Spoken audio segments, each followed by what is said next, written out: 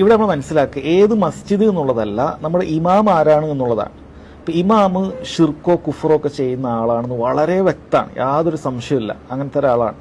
നല്ല അറിവുള്ള പണ്ഡിതന്മാരോ അല്ലെങ്കിൽ നല്ല മതവിദ്യാർത്ഥികളോ നമുക്ക് പറഞ്ഞു തന്നു ഇയാൾ ഇത്രയും ഷിർക്കും കുഫറാണ്, ഇയാൾ പറയുന്ന ഷിർക്കും കുഫറാണ്, ദീനിന് പുറത്തു വന്ന കാര്യമാണ് എന്ന് വളരെ വ്യക്തമായി നമുക്ക് പറഞ്ഞു തന്നതിന് അത്തരക്കാരെ പുറകിൽ നമ്മൾ എന്ത് ചെയ്യരുത്, നിസ്കരിക്കരുത്. നമുക്ക് അത്തരക്കാരെ പുറകിൽ നിസ്കാരം ഒഴിവാക്കാം. എന്നാലും നമുക്ക് വലിയ ഉറപ്പില്ല, പലതും അവിടെ നടക്കുന്നുണ്ട്, പല വിദഗ്ധകളും നടക്കുന്നുണ്ട്, അയാളൊരു മുഷ്രിക്കാണ്, ഒരു കാഫിറാണ് എന്നൊന്നും നമുക്ക് ഉറപ്പില്ലെങ്കിൽ അത്തരക്കാരെ പുറകിലൊക്കെ നമുക്ക് നിസ്കരിക്കാവുന്നതാണ്. അതാണ് അഹ്ലുസ് സുന്നത്ത് വൽ ജമാഅത്തിന്റെ അഖീദ. ഒരാളൊരു ബിദ്അത്തുകാരനായിരിക്കുക, അല്ലെങ്കിൽ മാസിയത്തുകൾ തിന്മകൾ സംഭവിക്കുക, ഇപ്പോൾ താടി പഠിച്ച ഒരാളാണ്, നിര്യാണിക്ക് താഴെ വസ്ത്രം വലിച്ചഴക്കുന്നുണ്ട്, അല്ലെങ്കിൽ അതുപോലെ ഹറാമുകളൊക്കെ ചെയ്യുന്നുണ്ട് എങ്കിലും അയാളുടെ പുറകിൽ നിസ്കരിക്കാമെന്നുള്ളതാണ്. അയാളല്ലാത്ത നല്ലവരുടെ പുറകിൽ നിസ്കരിക്കലാണ് ഏറ്റവും നല്ലതെങ്കിൽ, അങ്ങനെയുള്ള ഒരാളുണ്ടെങ്കിൽ നമ്മൾ അവിടേക്കാണ് പോകേണ്ടത്. എങ്കിലും നമുക്ക് ഇയാളുടെ പിന്നിൽ നിസ്കരിക്കൽ അനുവദനീയമാണ്. എന്നാൽ ഷിർക്കോ കുഫറോ വ്യക്തമായ ഒരാളുടെ പിന്നിൽ നിസ്കരിക്കരുത്.